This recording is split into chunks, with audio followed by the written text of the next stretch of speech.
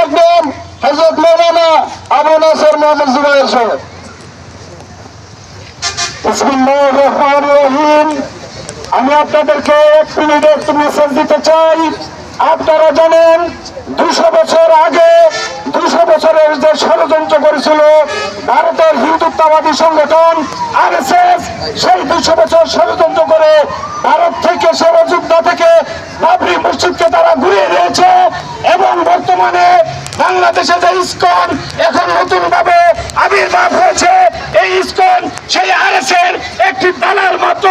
এরাও বাংলাদেশের স্বাধীনতা, সার্বভৌমত্ব এবং ইসলামী মূল্যবোধকে নষ্ট করার জন্য, হেনস্থা করার জন্য একটা বৃহৎ ষড়যন্ত্র নিয়ে এই দেশে আবির্ভাব ঘটেছে।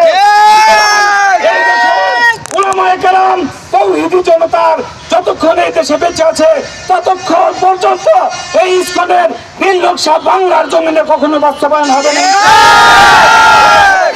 সকলকে ধন্যবাদ জানিয়ে আমি আমার বক্তব্য শেষ করছি। সংগ্রামী